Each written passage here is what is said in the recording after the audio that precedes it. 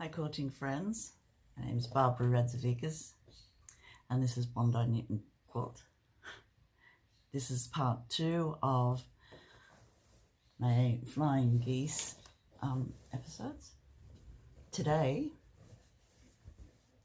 it's not so humid, so I'm going to get stuck into putting the binding on. So that's the plan for now. I'm going to sew around the edge of the quilt, take the pins out and get it ready for hand quilting.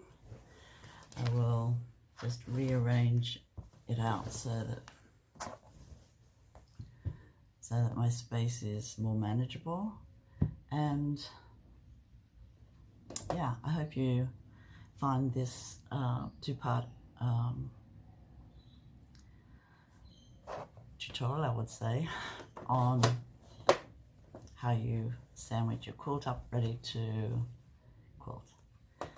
So I'd like to thank all my subscribers, new and old, for visiting. Thanks a lot, friends. So I hope you'll join me now. Let's get into it. I'm sitting at my sewing machine,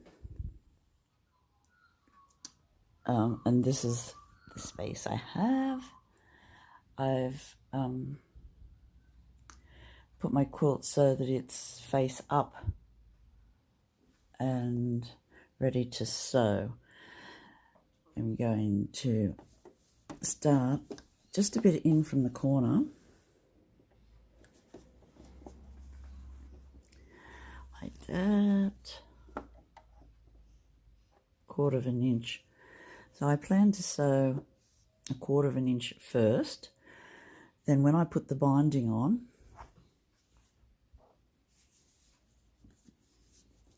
I'll sew not 3/4, about 3/8 in. That will give me a nice folded edge. I like the look of that. Yeah, so also you might be wondering why I am sewing around the edge before I quilt. That's a good question. Why I do it is because I got this idea from my friend Judith years ago, and it keeps everything in place, because sometimes quilts could take more than a few months to get around to quilting. Plus, it makes it easy for me to hand quilt because I have got hundreds of pins. Not hundreds, oh maybe hundreds of pins in. I don't thread baste or anything anymore. Can't get down the floor. So it is much easier for me to hand quilt because I can just place the big part of the project on a footstool or a small table in front of me, and it all stays in place. Then when I finish quilting, it's all done, and I don't seem to get any puckers or anything. It's just magic. So that's the reasoning behind that one. So now I am going to sew around this. It's early in the morning. It's about 7:30 Friday. I thought I'd get it before the weekend. I was going to do it Monday, but I'm thinking Friday now. It's early in the morning and it's cooler, so I'm going to get into it. So I'm going to sew around here and I'll let you in on how I progress. Take the pins out as I go.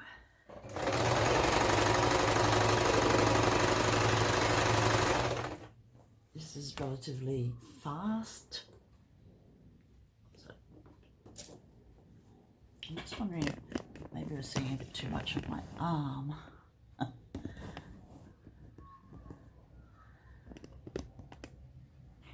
Okay.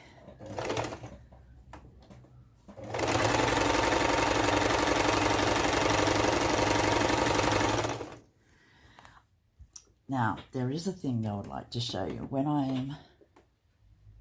I'll just put it a bit closer, hang on. So with the seam allowance, when it comes to the points and sewing, I like to sew right and get all these seams included in the sewing machine stitches. It makes it more stable and more long-lasting if you get all your layers nicely flat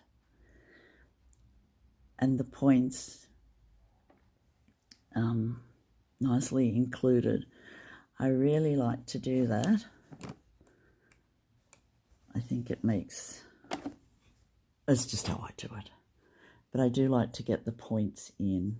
So I also like to help my sewing machine go under the feed dogs and the pressure foot, just to keep it all flowing nicely and at an even pace. So just a firm grip about just on the edge of my sewing machine platform.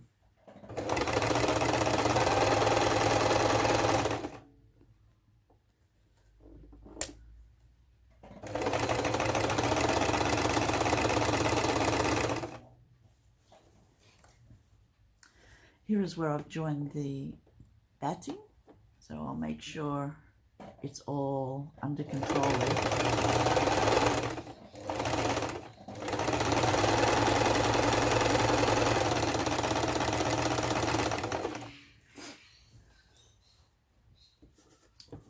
And if it looks like it's going to pucker or anything, I make sure that I even out so that the puckers are not really puckers, they're just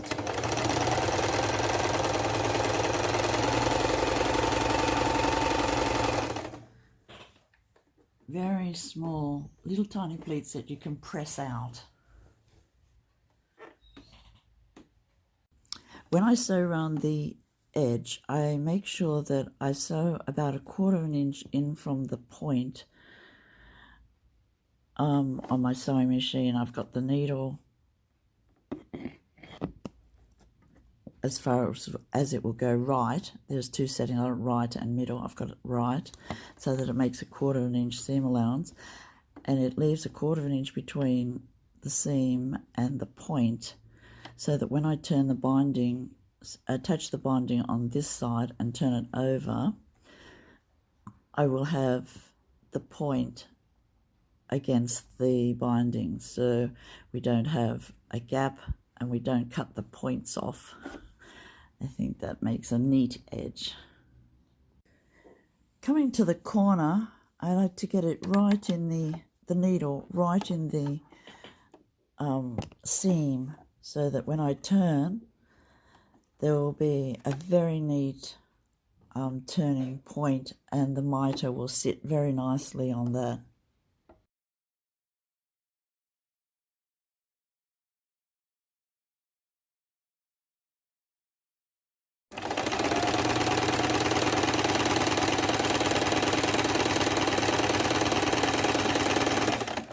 So you can see I even out the fabric as I push it under the foot, just guiding it really. When you come to the bumps and seams.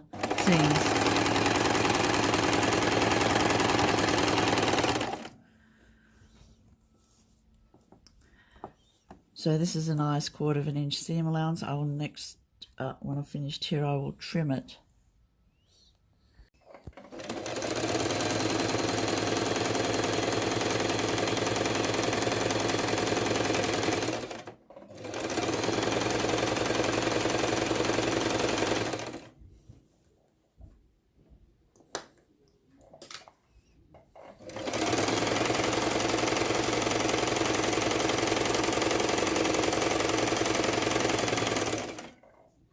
I think that's it for me this morning. I've sewn around the edge, 1/4 of an inch in, and it's just getting too hot for me to continue sewing. Too humid really, and I'm going to take a break, and I'll probably get back to this. I have to trim it next, so I'll probably get back to this Sunday and see how it goes. I've cooled off a bit, so I'm going to trim the edges, and I'm going 1/4 inch in.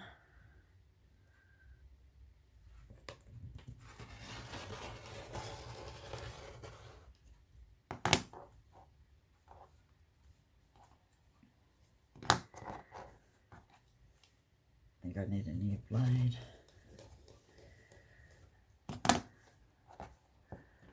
Get a bit closer just to show.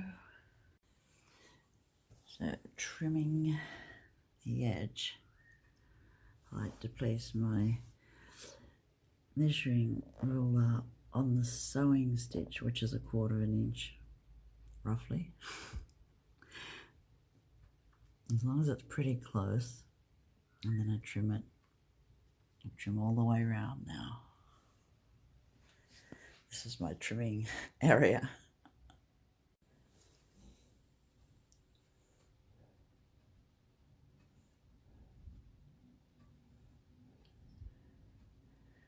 This edge is a bit wobbly, but it doesn't matter. And thanks to John, who's holding the video as a phone for me, I can just move the ruler around.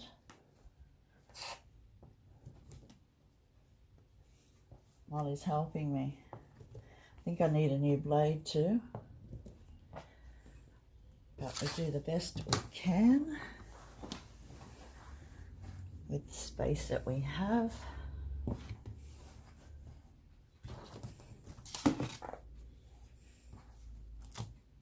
I actually don't mind this this step in quilt making. I think it's fun trimming it because it always looks so neat when I've finished.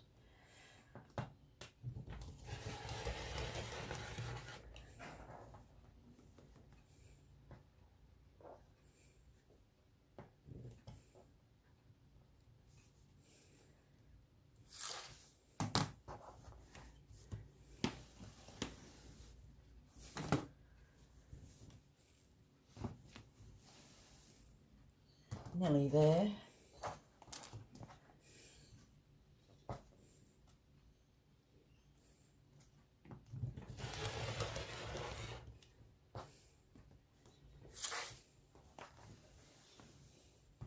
One more edge to go, and I'll put it up for today. And there we go.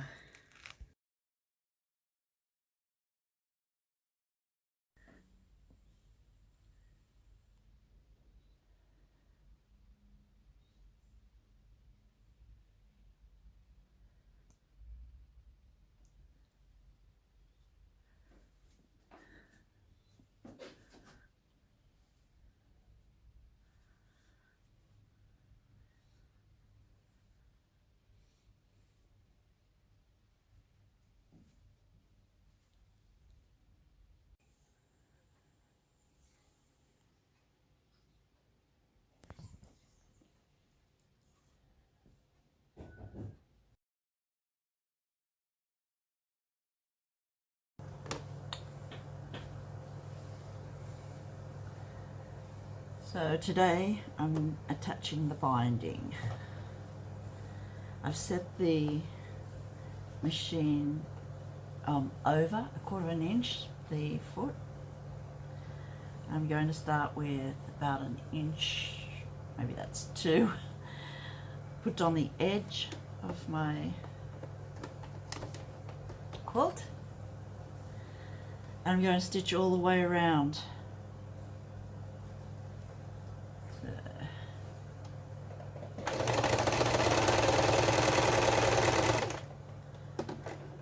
I like to stitch, it'll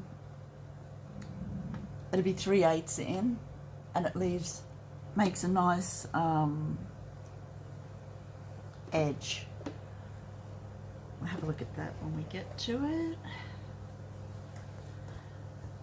As all the edges are sewn in, no, I'll just, it's very easy to attach the binding. Just have to make sure I don't hit any of the pins close by. Like this one.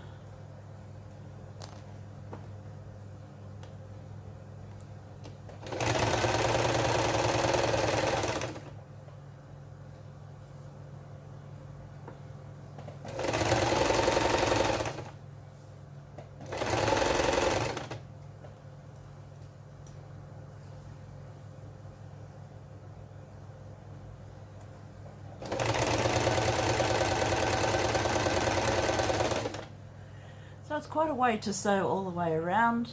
When I get to the end, I'll show how I join the binding and turn it over.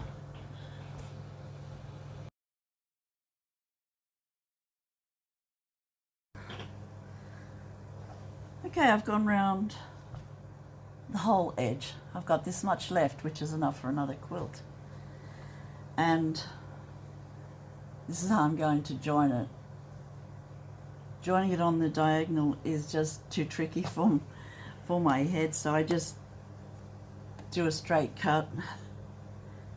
And I've cut it so that the seam allowance will be the same, will fit exactly, hopefully, on the edge.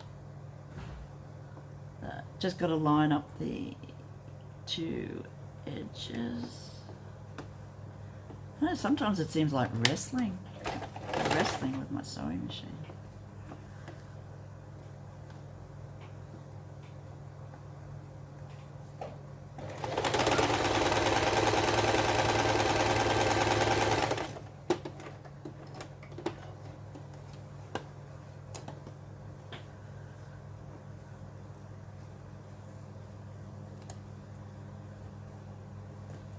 Now, hopefully, we don't have any gaps. So you see it's perfectly flat. I'll just open up the seams though, so that I don't have too much bulk there. Just press them out.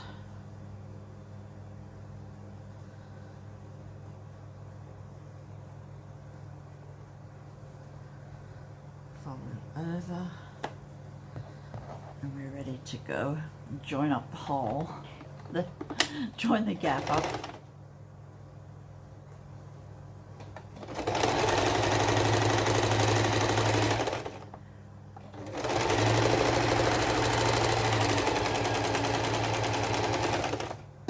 And that's it.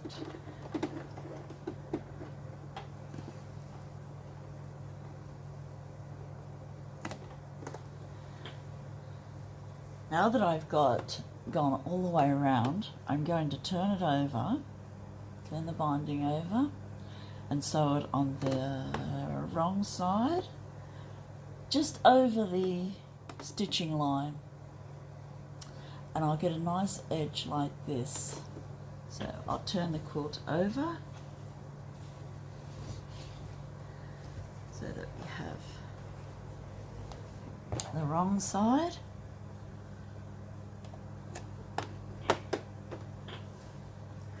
I won't start at the corner. I'll start a bit further down, and I'll just pull my binding so that it neatly covers the stitching. And I know I'm stitching in black black sewing thread, but I only use black or white on my machine, and black will do very nicely, I'm thinking. We'll have a look anyway, see how it goes. So, machine attaching the binding, and then it'll be ready for hand quilting.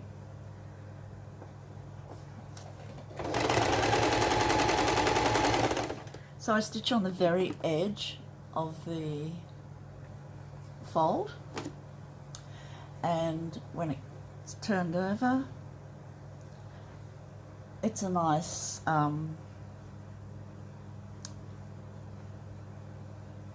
stitch in the ditch. So I'll continue round.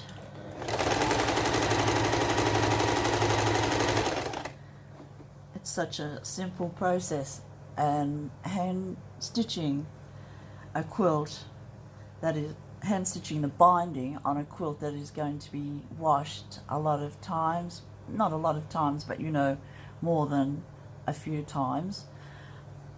I want the stitching on the binding to be nice and secure and stay looking good, because my hand stitching takes forever stitching the binding down. I only do hand stitching on the binding when it's a show quilt or a gift. So, although some gifts I do machine quilt and machine the binding down, so either way, machine or hand, this is the way I'm doing this one.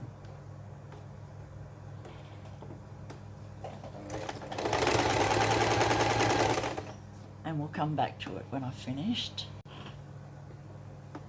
I'm coming up to my last white. I've been all around the edge. I've folded it over and it's made a nice edge to the quilt. This is the back. The fabric on the back is cotton sateen. It's a Tula and it frays quite a bit. So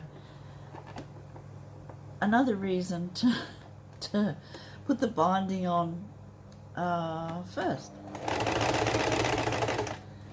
I often wrestle with mitered corners, I've got to say. Sometimes are neat and sometimes they could be better, but they hold the corners in, and I'm happy for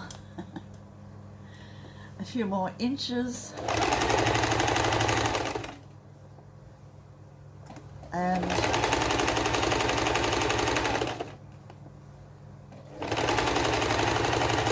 the whole quilt is encased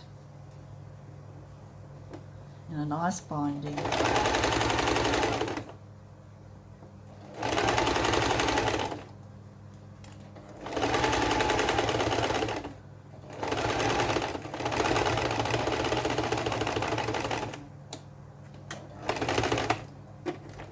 There we go. And that's how I get my quilt ready for hand quilting.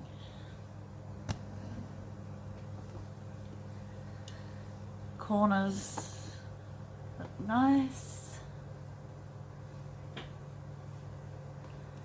I'll get a better look. So this is how it looks. I'm holding the phone now, and it's my corners, my miters. I'm really happy to have it at this stage, and I'm very hot and humid. My quilt's now bound and ready to hang quilt. All the edges are in. I like the colors. I think they go very nicely with the quilt. And now I have another whip ready for hand quilting. Winter's coming up, it's autumn now, and so I'll have a few quilts to hand quilt again this year. I hope you enjoyed this episode. This is the part 2 of how I sandwich my quilts. I hope you all enjoyed it. I hope it's helpful in some way. You can ask me anything about it. I'm always ready to help. Thank you for watching.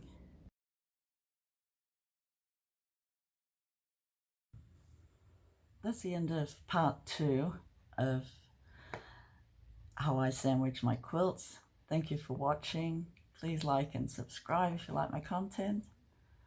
Me signing off. Thank you. Bye. Bye, friends.